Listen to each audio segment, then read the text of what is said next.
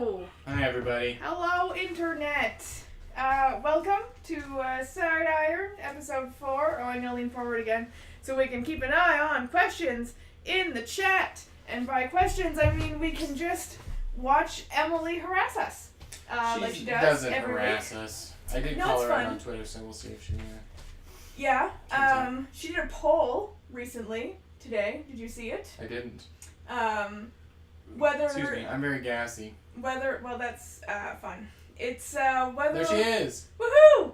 It was whether or not you were a licker, like Progress, a fister, like Winter Oak, or my personal favorite, please ban your players. I voted for that one. You were grossed out by both, is what you're saying. Well, no, I just wanted the appearance of neutrality, but I'm definitely a fister. Well, I mean... The fisting was just joked about. My players actually fucking licked a bunch of stuff. Yours made lights that looked like fists and then you all laughed. But there's no, like...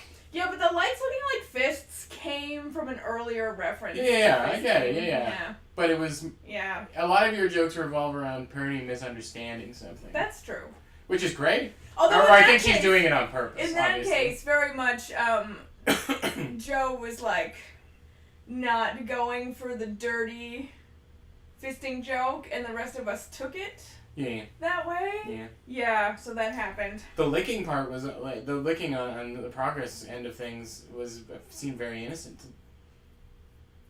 I mean, I don't know where Ruby Eye came up with, like, or where Bianca came up with it. She was just, I think, just yanking everyone's chains. But now it's become a scientific practice, so. Yeah. Well. Should this be, like, pointed at us, this mic? Probably. It's, like, kind of pointing in the corner here. Alright, I'm gonna do it. Excellent. Look, now, apologies for that horrible sound you all just heard. Well, they heard me fine, I'm sure. It's a really, yeah. I meant the as you, like, Yeah, dragged it across the table. It's a really high-tech show that This we is an put on. unprofessional thing, so. We are 10% less sleepy. Yep. Yeah, 100% more sick, though. Actually, I'm going to say 50% more sick, because I'm starting to feel better. Yeah, I just have the weird cough, but it's definitely on its way out. Yes, Emily, I am wearing a Jurassic Park shirt. I can't even read that. Alright. Well, you're going to be in charge of reading the chat, because I need new glasses. These are real scratched up, and I can't see anything. Wasn't it from Yukon Cornelius? From Rudolph? Oh, he licks things to search for gold. Oh. Cornelius licks things to search for gold. Oh, okay. I'm following. I gotcha.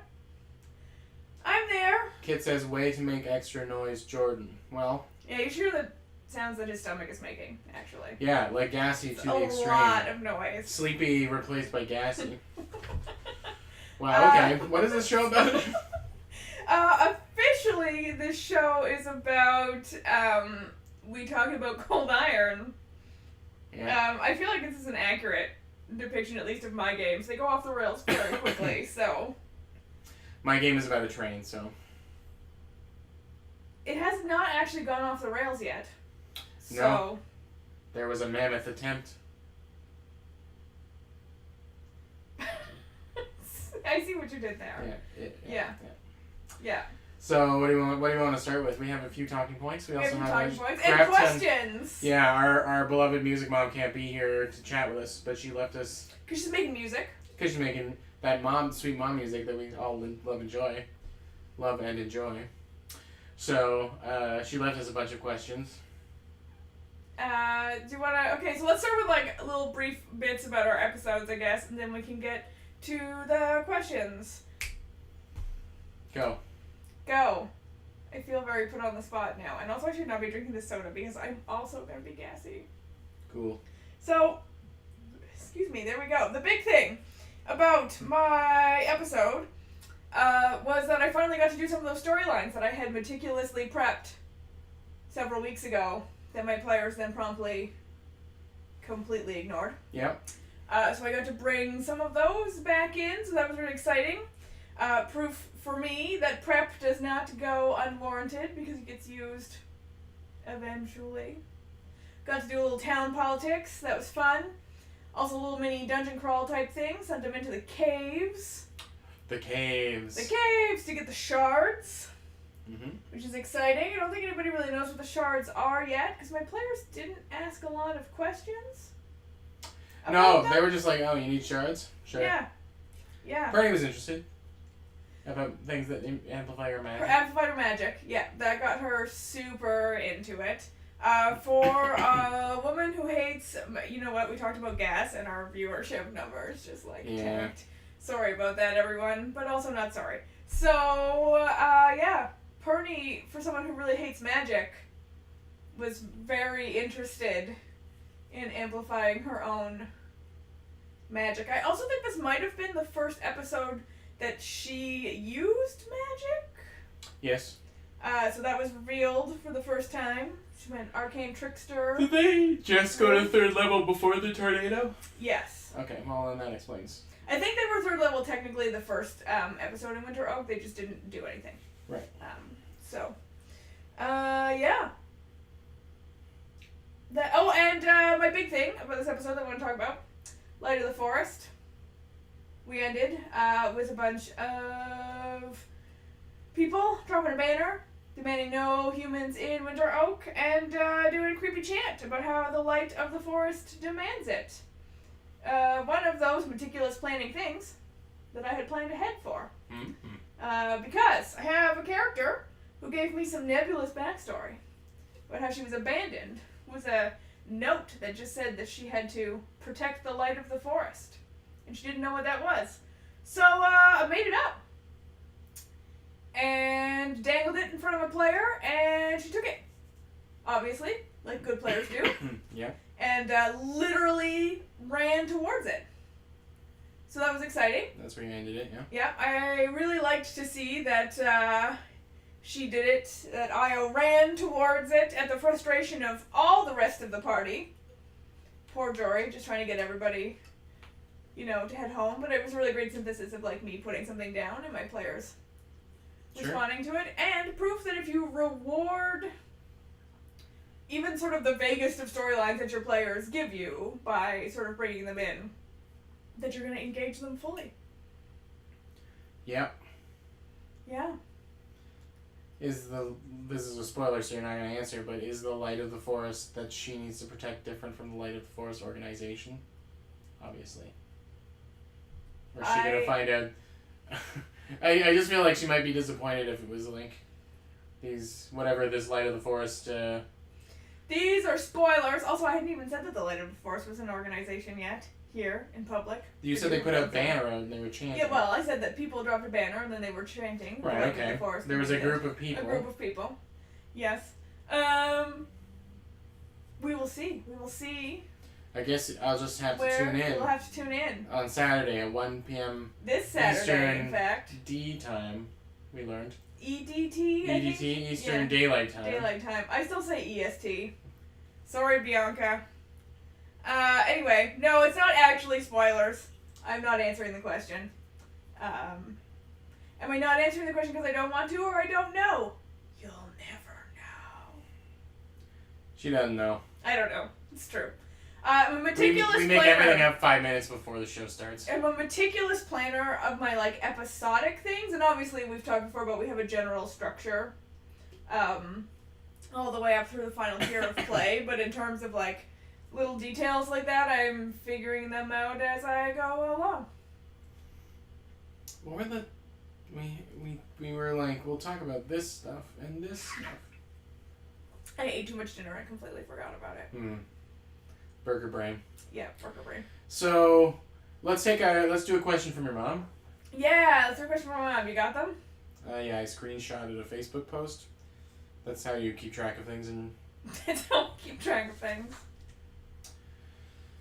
just from the top, I guess. Yeah, let's do it. How challenging is it if a player is unavailable for multiple consecutive episodes? I know why she's asking this question. Yeah, because she's that player. Because she's that player. She's going to disappear That's kind of a spoiler. But you know what? I actually find it a lot easier for someone to be gone for consecutive episodes than popping in and out all the time. Because I'm going to be able to, like, write up a little thing and she can go. And then, you know, eventually she comes back and that storyline is wrapped up and that's all fine and dandy. So I don't find it particularly difficult. I guess you have sort of the technical problem of, like, people not being available means that if someone else isn't available, we're kind of rapidly running out of players with which to run our game. But I would not say. Where is Mom going? Mom is going to make music. Still. She's Music Mom. So Music Mom, also known as Heather, also known as Og, is in a pipe and drum band. She's a drummer, a tenor drummer. And so she's going to do a bunch of performances. Remembrance Day. And, excuse me, your gas is contagious. And, we ate the same food and you're drinking a soda. Like so. Santa Claus parade stuff. So don't act like I farted into your butt. Yeah, that's... It's a very odd thing that's taking her away from us. It's true, yeah. My mom is a literal bard. Yeah. Yeah. So, yeah, I don't find it very difficult. What about you? Consecutive missing people haven't really... We were without Jess last time, Walker. Like, not this most recent episode, but for episode 8. But yeah, I haven't had it, like, 2 in a row. I agree with you. It's better if they're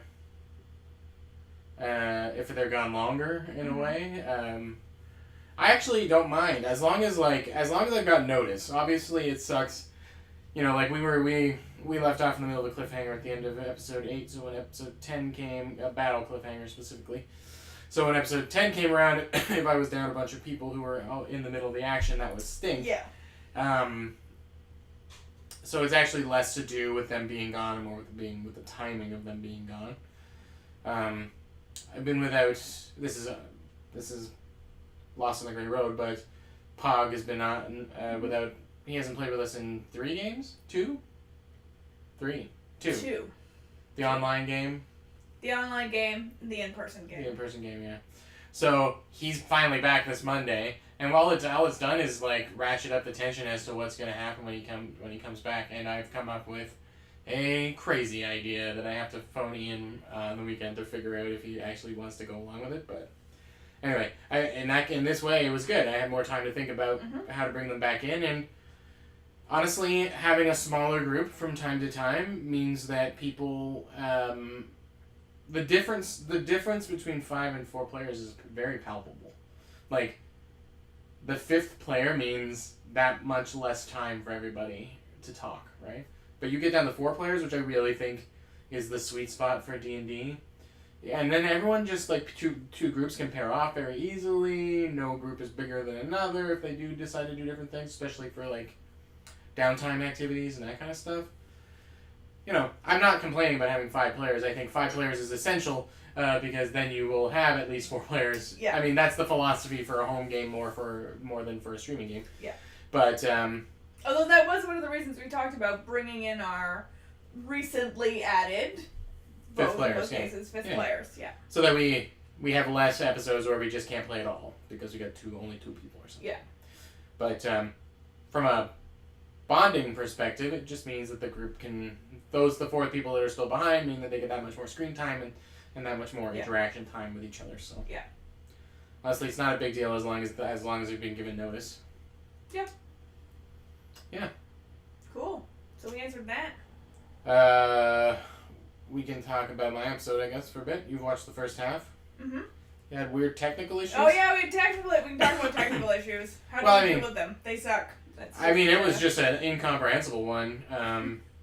My internet stank. I couldn't figure out what was going on. Nothing had changed. And are there questions in there or just like...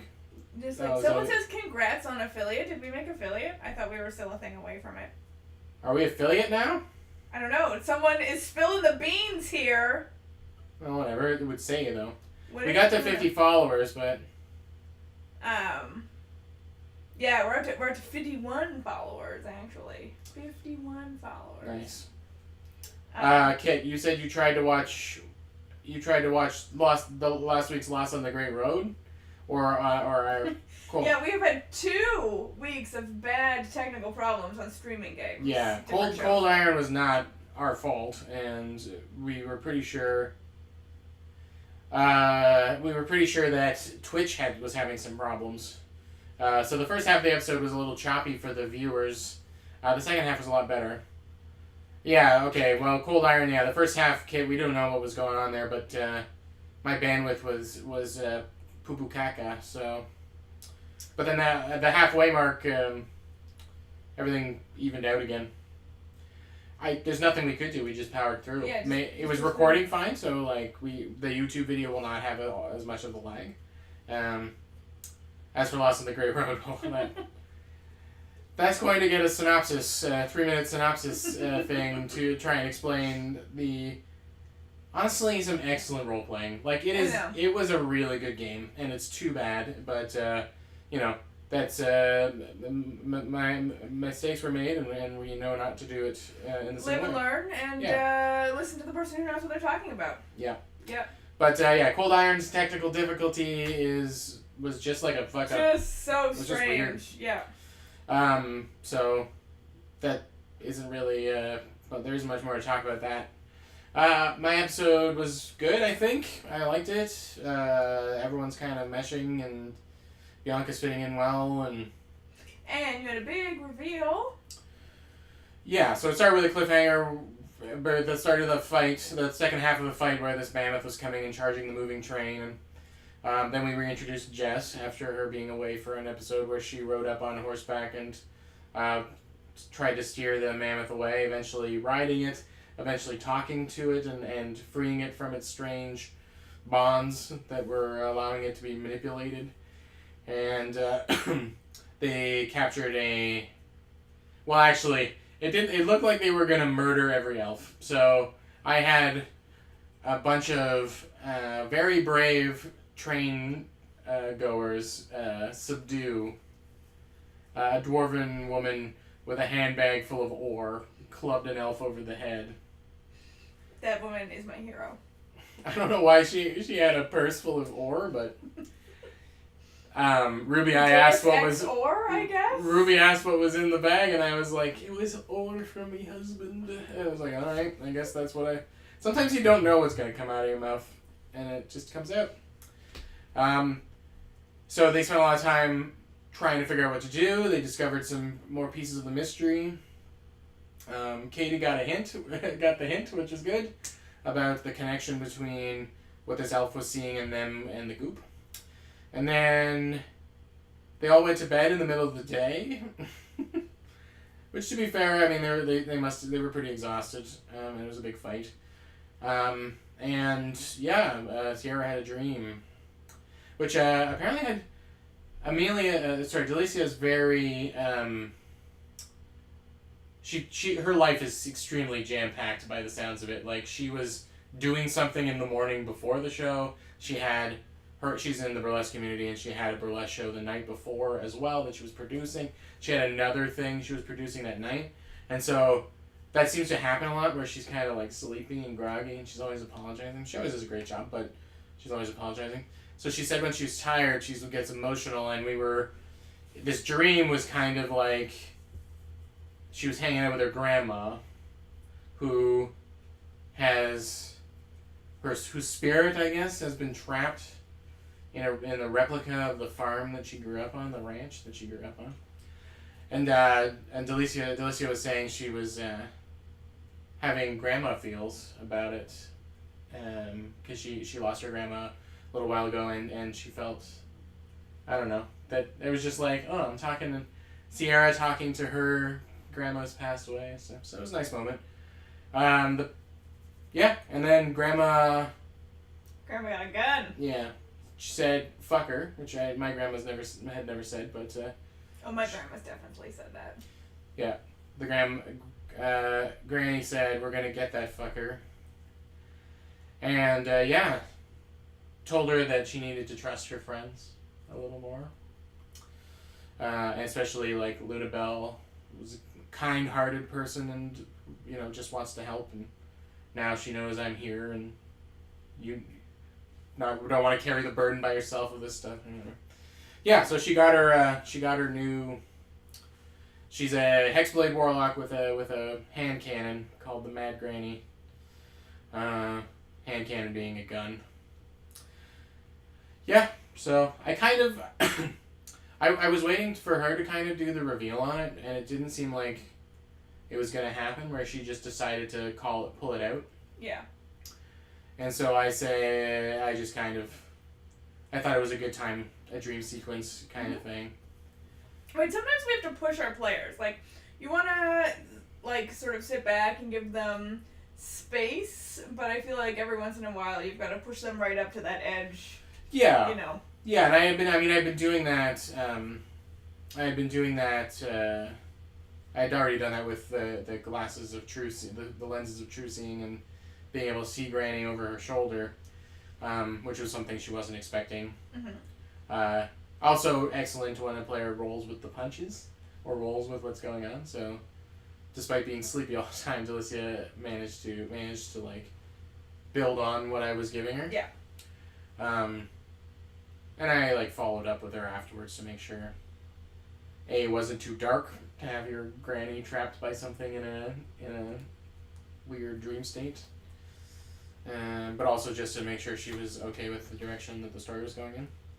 It's fun. I've said before, Warlocks, if you keep the mystery going, it's pretty neat. And you'll see that she didn't use any spell that was, if no one was around, that would be one thing, but if someone was around, she didn't use any spells that had any real obvious physical effects. Like, no, well, I don't think she has Eldritch Blast, actually. She pulled up Warlock with an Eldritch Blast? Yeah, but the gun is gonna... That's fascinating. I helped build her Warlock, and the gun is the focus. And I'm actually considering letting her use some of the things that apply to an Eldritch Blast.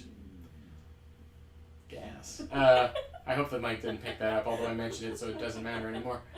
I hope that, yes, Emily, Granny Jail. I'm a cruel man.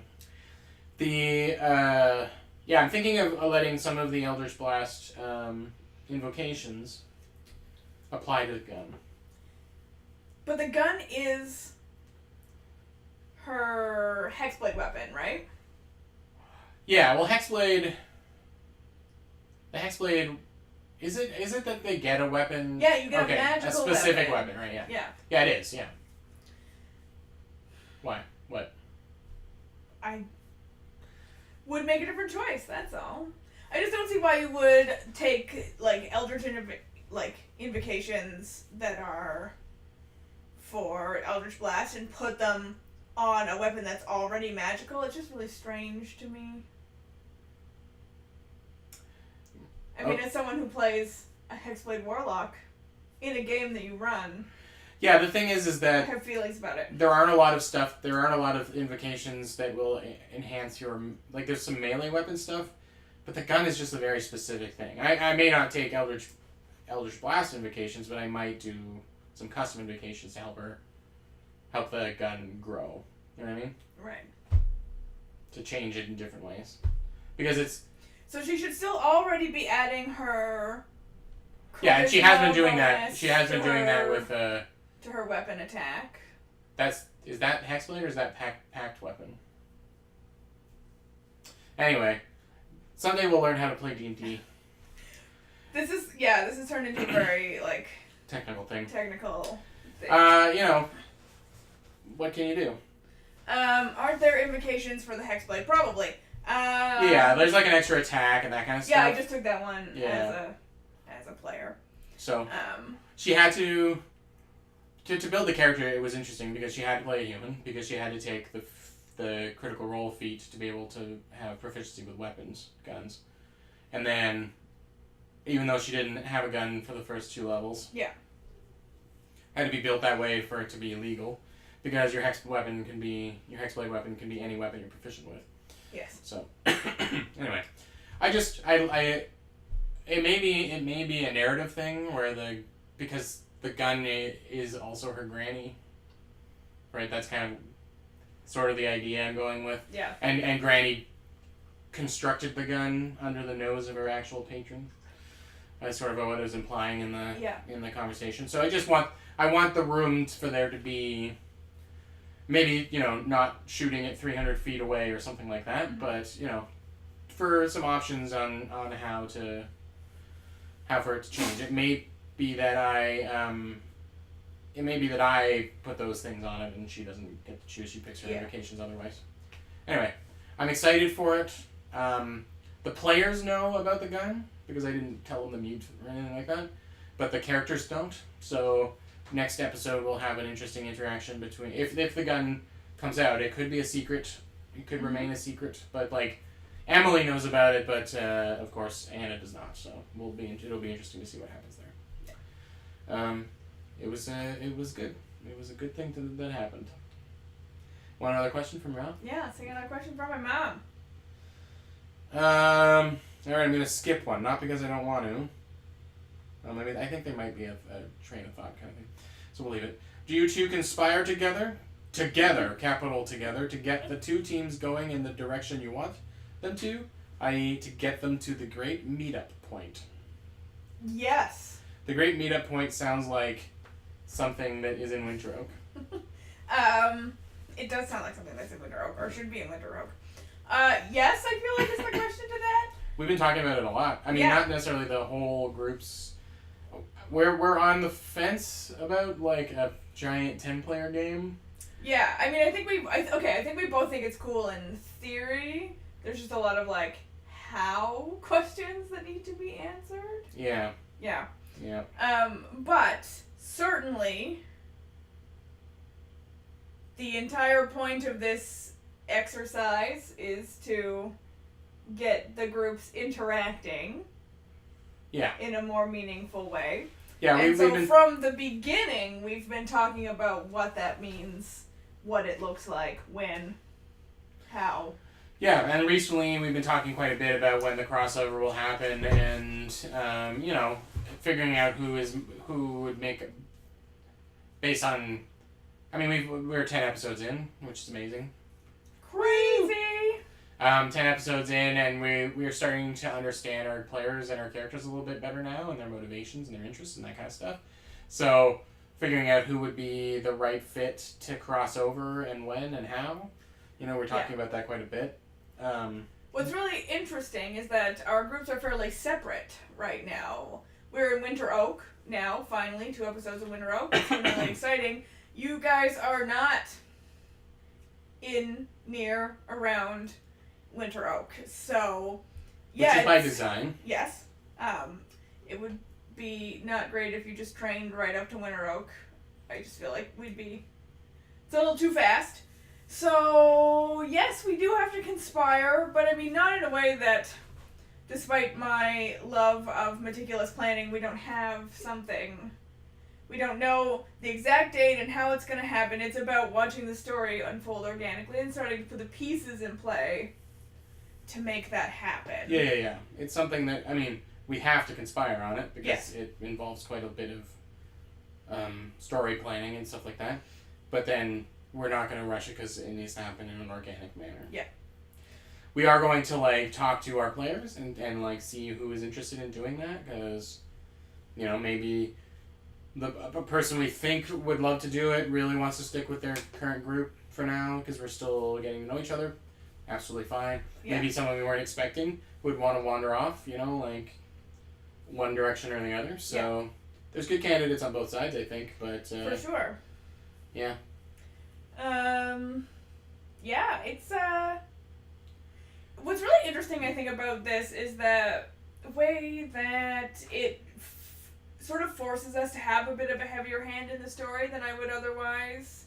In a game, I'd be much more willing to let my players just run willy-nilly all over the place and do whatever they want, but because we are working together and trying to tell the story together and we have goals, it has required, and I think we get it from our players, a little bit of buy-in that we're going to be manipulating the story perhaps a little more than normal. Yeah, like Winter Oak, they haven't tried to go back to the train yet. Mm-mm. They talked about it. Not about going back necessarily, but they talked about the train. Mm-hmm. Because they like spilling the beans about everything to everyone they meet. They really do. Much to Perny's chagrin. Og has no secrets, by the sounds of it. Og wears everything on his sleeve. Which I appreciate about Og. So yeah, and I think partially they are thinking about us. Like, if they decided to go back, that would throw a huge wrench into the works. Yeah. Like, how would we do that? If the whole party went back. So, I think part of their buy-in and understanding of the game was that we would guide that type of stuff. Yeah. But, on the other hand, I think that there's a really interesting room for the players to pull that kind of stuff, to decide, no, oh, sure. we're going there, and then, it's on us to sort of scramble a little bit and talk to them and figure out how we're going to make it work. Like, there's a soft boundary there. Yeah. And it's more that, we're not going to push it until we're ready, but we're not going to say, no, you can't do that. Mm-hmm. Yeah, it's not about saying no. It's about conditional yeses. Mm-hmm. Mm-hmm. Yeah. Yeah. And So slowing them down long enough to figure out how we're gonna do it when they actually get there. So yeah. Luckily, we established that it's far away. 3 days away. Yeah. So you can have all. And you guys have moved a bit, so it could be even farther now. Yeah. I haven't really thought about exactly where they are, but they're gonna be deeper in the woods. So. Technically, we're supposed to have a map. Yeah, there was a plan for a map. I will get around to it eventually. It would be very good to get it up onto social medias and stuff too, to show a little bit what we're working with. But oh, we have a question. Oh? Can you read it? I have to lean to read it. I also have to. The ever-loving Chaos Mage would like to know, is there a special magic deck of cards hidden away in the world? Alicia plays in another Bellisk-related game that is on hiatus right now, unfortunately, but yeah, if you're referring to the Deck of Many Things, and I know you are because you were talking about it in the art chat earlier, Kit. Oh, that must have been after I took my nap. Yeah. There is one particular one, although technically that deck is in the Nine Hells.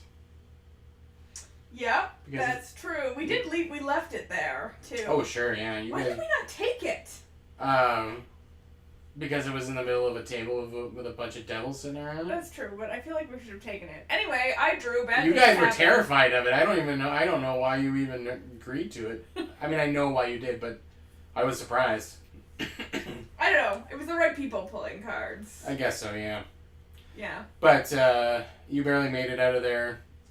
We were not in that much danger. Come on. No, but I mean, like, the anyway, this is a whole other story from a whole other thing, but technically the cards are in the world. Yeah. Is the point. I've used them in a Bellisk game before. I don't know. It's not something I've worried about right now, that either of us are worrying about right now. I would say it might be a more Winter Oak thing, an ancient artifact. Yeah, you know what, if I was going to do it? It's going to be kind of a spoiler. I'm not saying I am going to do it this way, but if I was going to do it, I would have them find, like, a partial deck or a few cards and, like, slowly accumulate a deck over time of weird things. That doesn't work until they've got a bunch of them? Yeah. Yeah, that'd be a good idea. Maybe they're blank. They have the back, but they don't have anything on the front, so you don't know what you're getting either until you've got the 22 or something, or whatever it is, the minimum. Yeah, I've always liked the idea of a plot based around it, and it was fun to use it in that one game. I'd never used it before. It was so intense. I never experienced it either, and I just have it, and because we were able to use the literal deck of cards, the Deck of Many, it's right there. Yeah. Not the one we used, but my copy is right there. I really felt the tension of that when I was at the table as a player. I mean, you're actually gambling. Yeah. You were gambling. So. Yeah, it was, and I love things like that. So whether it's with sort of the Deck of Many Things or something else, I would love to find a way to bring that tension into the game. I mean, a Western theme of gambling and stuff. It was once the thing that we talked about, and I mean, there's the peripheral Anna running poker nights and stuff. It would be fun to incorporate something like that. Yeah, I think I'm gonna bring some gambling into Winter Oak. A thing that I've talked about actually is that I feel like the Western theme is a little bit weaker on the Winter Oak side. Yeah, I mean, I think you have a frontier town feel that is always growing and in flux and stuff, and yeah, but I want to play that up. Yeah, more. So I think I'm gonna go. We've got the saloon, and I'm gonna for Perny particularly. I'd like to have some gambling happening there. Mm-hmm. Not with money, but with stuff. Emily, oh yeah, Anna's got her deck of cards, but we haven't used it much. No. Lots of stuff blowing up. Yeah, plus you are a, what do you call a person who does tarot things? A tarot reader? Okay. Card like slinger? I don't know, lots of... An oracle or something? I thought maybe... Yes, I'm an oracle, I can tell the future. Is that what that means? Yes, well, oracles can predict things. They see the future. Okay. I do not predict the future. I just thought there might be an official term. Tarot reader makes sense. Tarot card reader. So, we talked a little bit about incorporating that kind of thing in, and even, like, using a regular deck of cards, but having it, thematically linked. Should be lots of opportunities for card-based things. Yes. What was one of the other things we were going to talk about? We were going to talk about... I could flesh out Katie picking up what I put down. Yeah, that's what I was just gonna say. Okay. I had a good streak that week of players remembering or making connections between previous games, things, and realizing that they're connected to the current events of the current game. In my Curse of Strahd game, they remembered a specific tarot prediction actually on Wednesday night, but then on Saturday, my players had a wild elf, part of the attacking group, the Marauders or whatever, that was seeing things, or they realized was not seeing them as they were, was seeing them as these distorted monsters, and the connection which Alicia and I had talked about previously was that they were under a similar influence to the goop that the goop had on people, and so I feel fairly subtly built on the idea of the psychic distortion, and on them like seeing things that weren't there or augmented things, and without any rolls, without any like investigation checks and anything like that, Katie pieced it together. And what I like about that is that character and events become one at that point, right? Where they or character knowledge and player knowledge and the events at hand all become one, which is really nice. It feels good for the player to make a connection and like figure something out without having to be like, I don't understand the situation. Can I look at it closer? Here's an investigation check. Oh, you rolled a 15. You get all the answers. Like, that's fine. And, like, role-playing, Lunabelle is a wizard and one of the smartest people in the group. And so having her kind of all figure that out was just, like, really cool. And I think I was just proud of the moment in general in my DMing career, because it just was, like, a sign that I did a good job of, like, linking two seemingly separate events together and in revealing that they are related. So I'm looking forward to doing more of that down the line. Yeah. I like leaving those subtle hinty hints. Breadcrumbs and mystery are very difficult to do in any medium, really. Like, there are a lot of very bad mystery movies and very bad mystery TV shows, and it's because it's difficult to do, right? Yeah. And especially when your audience is also participating in the story, like in a D&D game. If you're watching CSI Miami or whatever, which you shouldn't, but if you are watching that, then they can tell us, the audience, like what's going on in the mystery.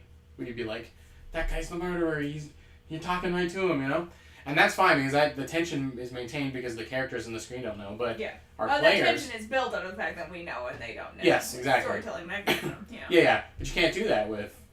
You can't do it easily. Yeah. Because if you gave all the information about the mystery to your players and then asked them for their characters not to know, then they would have to be real actors, which is not something we can ask of anybody, right? And even imagine even like real actors, like the Critical Role folks, would still struggle with that, right? So it's nice when, a little. I'm not trying to toot my own horn or anything like this, but it's just nice that the mystery unraveled in such a way that the player themselves, along with their character, was able to come to a conclusion. So I was just very proud of that little tidbit moment, and I look forward to doing more of those. Do you want to do another mom question? Yeah, we only got 20 minutes left on our show, and I think we have 3 more questions, so. I am sorry. If you were hearing this, there is a fart in the chamber, friends, and you may experience it. How much integration / crossover do you anticipate, and how soon? Well, we kind of answered this a little bit, yeah. We don't know 100% yet. It's going to be a very, very slow... We lost a viewer when my stomach grumbled, so I think... there's some correlation. So, we are gonna slowly, in the next maybe 4 or 5 episodes, or 3 to 5 episodes, we'll have a crossover. One person going to another group, and then another one. Yeah. Vice versa. But I think that what we've talked about, this idea of the 10-player game, I know I would like to see one. Yeah, and I think we could figure something out. I'm already thinking of ideas, but they're going to be rare. Yeah, and for very important situations. What I imagine more is people fluctuating, the group composition mixing up a little bit. Yeah, I can imagine. We have talked about from the beginning, planning stage. The idea that there's a good chance that later in, maybe 30 episodes in, 20 episodes, 30 episodes, whatever, that the group compositions have changed. Yeah. How does that make you feel, by the way? I'm excited for it. In talking about it, it was really exciting, and I'm still excited with the narrative thing, but there's a part of me that's like, man, but I love my players, Yeah. We're 10 episodes in, the players have bonded with each other, but we've also bonded with our groups. Yeah, but I feel like, there's also, we've talked a lot about us playing in each other's games. We want to do that again soon because it's very fun to have the DM the extra DM in on the secrets and to be able to really crank up that role play, So I think, we have lots of opportunities between episode 10 and episode 30 to, get, what I mean? To, get to know each other's characters. And honestly, I feel like we talk about our games together all the time. Mm-hmm. We moderate each other's games for the most part. Yep. You haven't moderated the last couple of mine, but that's okay. I've been busy, yo. Yeah, that's fine. But I just mean, we interact with each other's shows. Yeah. So... It's a real team effort. Yeah. It is. It has to be. But what I'm saying is, by the time that rolls around, I'm definitely going to get sick of Emily, and so, it'll be nice to replace her with someone else. I think you just want to steal Og. Og is never going to join the Progress crew. Og. I think that would be the most... that would just be the biggest switch. Right. To make a Battlestar reference, this is a spoiler for Battlestar, but... Whatever, it's been off the air forever! It feels like a decade. Fuck all y'all if you got a problem with this. It would be like the Colonel Ty turning out to be a Cylon... Yeah. Because he fucking hated them so much. Yeah. Everything about them. So, Og is the person I want to convert the most. Jory's easy. Jory's already sounds like she's gonna fall into, getting money. And, Perny, forget about it. If Perny's gonna get sick of not being able to use money, and she's gonna be looking for... somewhere to spend money. We got Fleas, who I think falls on the Og side too, though. Fleas is I'm scared of Fleas, though. Taking human hand trophies. Have you decided to deal with that, by the way? I haven't figured out how I want to put it in. We didn't have a lot of downtime this episode, so next episode will be a little less battle-y and a little more social. So there may be some surprises, one-armed people. Yeah, but I mean, in short, I'm excited for the crossover. I'm excited too. I just love my characters, but I'm also excited about getting to know like new characters. So yeah, just excitement all around. We also had I introduced a new NPC, Mr. Potts. Mr. Potts. You haven't seen Mr. Potts' appearance yet, have you? No, I have not. Oh, I try. I hope. Our plan for the Potts family is them to be very kindly, elderly people, right? Yes. Yeah. Okay. Yeah. So I really tried to crank up the, like. Yeah. Well, just because I love this idea that there are these like blue kobolds, right? So like kobolds are monsters, blue dragons are like lawful evil creatures. So I just love subverting that and just having the most kindly, elderly. And they're just not who you would expect to be kobolds. running the shop. Yeah. So Mr. Potts runs the commissary on the train, sells a lot of dried goods, which makes sense, and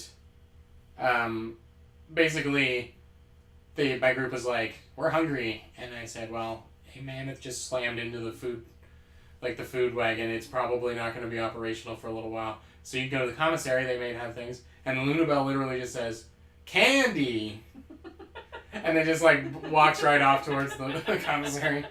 And she gets in there, and he does his little spiel, and she goes, "Candy!" That's so good. It's adorable. And so he, like, in the style of a grandpa who wants to please, found some candy of his own. There was just, like, 3 pieces left in a bag. And he just let her have it for free. Like the Potts are ought to do. Yeah. Was Mr. Potts a hit? Yeah. I mean, I saw a lot of smiles, so... That's good. Yeah. I had a surprise NPC hit in my last game. The safety gnomes. Oh, yeah! People fucking loved the safety gnomes. When there's an illustration, that obviously helps. Well, we will illustrate Mr. Potts. There is already a Mrs. Potts illustration. Yeah, I have to do some more fan art, so I will do a... You can see it on our Twitter and our Instagram, and we'll put up a Mr. Potts. Emily loved Mr. Potts, so there you go. Yeah. Cool. Another question? Yeah, another mom question. J47, we got 13 minutes. Do you anticipate /plan for / encourage players to switch sides? If a player changes allegiance, will they play mole on their original team, jump ship entirely? That'll be. I mean, I think the ideal situation is someone coming to us and being like, I want to go to Rinnerogue. Yeah. You know, there are some threads and some seeds planted there of that idea between both groups. Obviously, Perny has ties to the city. Jory has ties to the city. Yep. There's stuff on the progress side as well. My hope with like Sierra's character, for example, or Delicia's character Sierra, is that curiosity and the need to have answers will lead them to follow up on this type of thing. So, you know, I really do think the ideal situation would be someone like, I want to be the one that goes to the, because that way we're not. There's no forcing it at all. It's something that the player wants to do. So. Yeah, and then I think in terms of like whether they're being a mole or a spy or whatever, that's going to be entirely on the character, on the player, and what their motivations are for those characters. Yeah, I think again it might be tougher to do because to like play them all because the other players will know that this person is from a different group. If we have a guest, obviously. Their motivations can be hidden, and so yeah, I hope if your mom comes and rewatches this episode, which I bet she would, she'll get some answers. Her last question is: have you given any thought to a player or NPC who is resolutely neutral to or in any potential conflict? I guess she means between the groups. Yeah, or maybe just in general. I don't really know what she means. In general, conflict-averse people, I think, can be really fun for a short while, and then become extremely annoying. I think they make a better NPC than they make a PC. Yes, I agree. Mm-hmm. Roping your players into Getting your players interested in the story is so that they all have a stake in what's going on is so important and very difficult. I mean, I think we did a good job in making sure that they all got to know each other and their stories are interwoven somewhat. Yeah.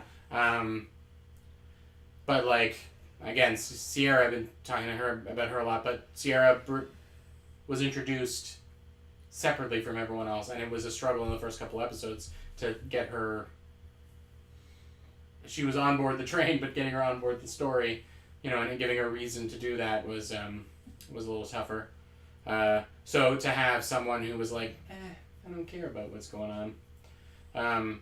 I definitely have plans for NPCs that are like, woods, train, where can I make the most money? And I think Perny might come across as something like that, but having like a purely neutral party, honestly, I think the way I'm playing, like the couple of druids that we have in our group, like not in a group, but the NPC druids like Fennel and stuff, it's the idea.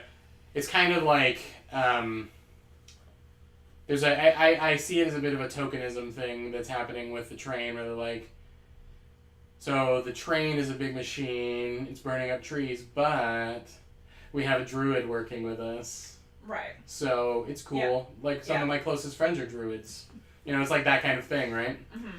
And they're putting a green face on their. They literally are, yeah. Industrial bullshit. Yeah, and I mean, Fennel is now a resource that they pull on a lot, and so I'd love to play on that some more too. But because there is a lot of, I have placed the mystery box of why a dwarf and a druid elf are working together on the front of the train. Yeah. I really thought they would bite more on that, but you never know. You never know. That actually makes me think of, we had a question earlier from one of our players, from Jess. Jess, yeah. Who asked us if we enjoy screwing with our players. With our players. And the idea, this reminds me, because my answer to that was, I think my players enjoy screwing with me. Because they leave all these freaking threads everywhere. I'm just like, don't trip over my story threads! And then they just trample all over them and go do something else. Yeah. But I do enjoy screwing with my players. Yeah, I mean, I don't know exactly what she meant. Your cats are like making out. I know, it's true. I feel like the microphone can probably hear the obnoxious licking. Yeah. Licking. They're doing licking science on each other. Oh my god, are my cats team progress? Uh-oh. I feel betrayed. Their team doing a science. Kelsey's, don't bite ears. She loves to chew on his ear. Well, he doesn't seem to hate it. So, we lost a viewer talking about the cats, which is counter to how I understand the internet to work, so that's interesting. What were we talking about? Screwing with our players. Screwing with our players. We were talking about this question, and I of course mentioned the badger, which I just really wanted a fight to happen there, so I was like, the daddy badger of the badgers you just met is tied up, being kicked and stuff, so I knew that was going to work. So that felt really like turning the dagger a little bit. Yeah. I already talked about the fact that I put the Light of the Forest in there very specifically to antagonize my player. Not just because I was like, it's a fun reference, but the way I chose to do it and everything was to evoke a particular response from my player. It's more bait even. Yes. Yeah. Because you didn't really rub it in her face or anything like that. But it was a taunt kind of thing. Yeah. Yes. That storyline still has to play out. Yeah, and I had the elf that they captured briefly mention a man in black, not those specific words in that way. And, Sierra was trying to get more information and they were off on a different tangent, so that stuff is fun. I hope that screwing with has an implication that we're like, we're going to pull a rug up from underneath you at every turn, which I really don't want to do. The last thing I'd want is to find out that a player was struggling because they thought they were getting close to something and then it was going away. What I like, I guess, more is teasing them. Mm-hmm. with the bigger picture. That's how I'm choosing to interpret that as well. Because I also don't want I don't think that it didn't come across as a malicious thing. No. Like you are giving her something that she's interested in. Yeah. Knowing about. She may be disappointed about what she finds, or it may be different from what she's expecting, but. Yeah. I That's also interesting. I want to be cautious about not painting it as a sort of antagonistic relationship between a DM and the players, because Sure. we're all working together to tell the same story. There And- are too many games that have gone in that direction, and that's a way to play, but it's not the way we want to play. No. So, No. I mean, I don't think Jess was No, I don't think that feeling she was antagonized or anything, yeah. but yeah, But I think that's also I think that's why I'm coming at this. Like, screwing with is a way of being, like, kind of poking at my players a little bit. At stuff that they've given me, you know? Some people talk about, like, your players giving you knives that you can, like, twist. I think that's a bit of a violent metaphor, but that's what I think about screwing with my players, is, like, when they've given me something that I can pull on as a story thread to really Right. bring them in. Yeah, you shared that article with me, right? The knife twist, Probably. or someone who did. I have read it. I might have shared it with you. I feel it send it you had a to lot have of been. things. Yeah, it is kind of a gory metaphor, but it is a good one. Like there are all these cliches that if you watch them in a TV show, you would really hate them. But when you are a person embodying a character and then the cliche happens to you, it's awesome. Yeah. You know, it's weird. It's Yeah. a weird thing about D&D. It's the idea that you're in a cliche, you know, and you get to say the stupid line, or you get to say, do the whatever, like, that is appealing in a weird way. But if you watch it on TV, it's rote. It's been done a million times before. So, making sure that that's why I hate orphan characters. You know what I mean? I don't play orphans. I know, I'm just saying, we've talked about it before, like, if they got a mom and dad, then, first of all, there is a whole level of role-playing that has to deal with being an adventure with a mom and dad who care about you. You know, so I love playing that up. But then, you know, if you got a dad, then you got someone to kidnap. Yeah. You know what I mean? That's true. What's Emily saying there? I get antagonized by the way... By the very limited talking about Anna this episode. She's very offended. Sorry. Well, sorry. Now we're talking about you. Did Anna have any misfires this No. this game? She shot the mammoth in the buns. You shot the mammoth in the buns! I missed that. I barely noticed it. It was Wow. very... Mammoths are very tough. They would not have easily killed the mammoth, and I'm glad they did. I wasn't really expecting them to try either, but... No, she made a bomb with, what's his name? The goblin. I don't remember your NPC's name. Yeah. I'm a bad person. Stinker or something. I don't know. Goblin names are always something like that. Yeah. She made a bomb. Cool. She blew up an elf. Like, just... So she's pretty badass then. Yeah. She dropped a lit bomb into an elf's lap. And then exploded it all over the place. I mean, I think that's baller, but whatever. I guess. It just... I mean, it was very Anna. What can I say? Alright, we've got a couple minutes left. I'm going to go and see if we have any Twitter questions. Nope, just retweets of my tweets by Emily. Thanks, Emily. Sneer, that's right. That's the goblin's name. Thank you, Emily. You have no questions on the tweeters. Mm-hmm. So, I got a Facebook notification, though. Last chance for chat questions, I guess. Any questions from the chat? Chat questions. We gotta wait a bit because there's a delay. That's right, yeah. Yeah. But you still have to keep talking. It's You have to very keep talking. strange. It's super awkward. Yeah. What's the thing you think you can continue to improve on in your games? What's the thing that I think that I can continue to improve on? Taking notes between, like after an episode, just writing some stuff down. Mm-hmm. I did do it this time, like, because they were split up in different cars, and I needed to remember who was in what car. Yeah. I wrote some stuff down wrong, so of course the notes weren't as useful as I wanted them to be, but at least they were there. Half right is still 50%. I feel that. Yeah. I actually had to text my mom before our last episode because for the life of me, I wrote down my notes, because I keep notes. I wrote down descriptions. Path to affiliate completed. Yeah! Wow! What? Who thought it would happen on a side iron one? That's crazy! It just popped up on It just here. popped up! That's awesome. Thank you, Emily. And whoever else is in the chat for being here with us when this happened. That's great. That's so exciting! Yeah. All right. We're making affiliate! That's great. I forgot what I was talking about. What is Bella's Halloween? When is Bella's Halloween? When is Bella's Halloween? When is Bella's Halloween in the calendar? I don't know. We don't have it there. We There's need no the answer. months. We'll pick a month right now. Do we have a Halloween? What's the purpose of Halloween? To me, Halloween is just like a general fall celebration, but with like. No, but Halloween is a very specific vibe. Okay, well, it's a. Are we talking like pagan Halloween? You know, we're talking about honoring your ancestors. I don't know. It's an invented world. It can be whatever we want it to be. Where do I... Last time we talked about Christmas, so. Yeah. So, I mean, fall solstice. What month are we in again? I forget. We're in Caketide. Right, the second to last month. That's right.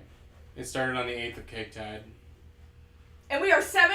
I said I was going to keep track. We are now 7 days in since I left the train. So that's the 15th of Caketide. Yeah. We are 12 days out from the Barreling Festival. Oh shit, we gotta bring the Barreling Festival into it. I would like there to be some kind of, like, spook-tacular, wear masks and dress up kind of thing. I think the idea... For the Barreling Festival or for like its own... For its own celebration. Alright. Could be a Barreling Festival thing. No, it should be its own thing. We'll stick it in another month. I like the idea that, in Bellisk proper that it's not a... It's just a thing that kids do. Because Bellisk is kind of getting past a lot of... I mean, magic is real, and the gods are real, and all this stuff, but, you know, celebrations are more in the sense of modern day where it's, you know, just an excuse to eat a lot and get together. But, like, in the woods and in the very traditional Dwarven places, I guess since the calendar is based on the Dwarven calendar, we should have, like, a Dwarven version of Halloween of some kind. Yeah. And I think involving ancestors, maybe it's something like the reverse. Maybe of the Day of the Dead type thing where there's one day where your family returns to you briefly. There's maybe one day where you, if you do the right thing, can walk into the world of the dead. I like that. It ties into the magicalness. Yeah, we'll pick a month. We'll tell you all when You know, it could be a planar thing. They could step into a Dwarven... They maybe there's gates that open or something where, assuming you're wearing an ancestral robe or you're dressed the part or you're disguised as one of these spirits, you can step through and join the big Dwarven feast or something. Yeah. And then they have a Winter Oak twist on it where the spirits of the forest, the Feywild or something, they think that the Feywild is closer. So there you go. Cool. All right. I can't believe we made affiliate. I feel like we just need to like go out here. I mean, plus also it's after 9 o'clock, and yeah. You know, I'm sick, and you gotta go home, and all that good stuff. What Anyway, are these that's last awesome, though. things? Candy. When is Christmas? Is it always winter but never Christmas? Technically, that is correct. There is no Christmas. No, there's officially. no Christ. There is no Christ. And it is always winter. We have only made a big deal about the very last day of the month and the very first day of the month. And how basically the last month of the year the dwarves spend basically celebrating and drinking the fruits of the labor of the first 7. So. Yeah. Cool. Well, this has been another episode of Side Iron. It was way more coherent than last time. I think so. Gas talk aside. Yeah. But, I have to fart really bad. Well, then we should end this. Why did you say that out loud? These are our friends. We had to go out. We have 3 viewers. One of them is your live-in boyfriend. One of them is Kid Battlebeard. Yeah. One of them is Emily. So. And sorry, Kit, sorry to spoil the romance so early, but yes, I fart sometimes. On that note, we'll back with another Side Iron in 2 weeks. 2 weeks, where we will be discussing episodes 11 and 12. 11 is going to be on the internet live This Saturday. on Saturday Eastern D time. 1 p.m. You 1 didn't even p.m. say 1 p.m. Nope. Just Saturday Eastern D time. It's going to happen at Eastern D time. All right. Yeah. That's it. And then next Saturday will be episode 12 with Yep. the progress. And Lost on the Great Road on Monday. Lost the Great Road on Monday. The It will Grand be Return of better. Prague. It will be better because we will not have the Yeah. technical problemos. And yeah, Pod's back. Oh yeah, we're thinking about doing a giveaway this week, maybe for It's on Saturday? on Saturday. Sure. The Safety Gnome art giveaway. Oh, yeah. Yep. So come back. We will maybe do a giveaway. I'm saying maybe if I can get the pieces in place to do the giveaway. Mhm. is We the would key. like to. We would like to do a giveaway. And more giveaways are forthcoming. Yes. We want to give all the stuff away so you will all come and watch our show. We know that the only reason people watch things is because you might get a giveaway. So. It's true. All right, and so we will say good night. Thank you for affiliate, and thanks for being here with us. That was pretty cool Yeah. to see that pop up while All we were right. live. I know, crazy. We high-fived. Woo! And again. All right, Okay. Good night, everyone. Good night.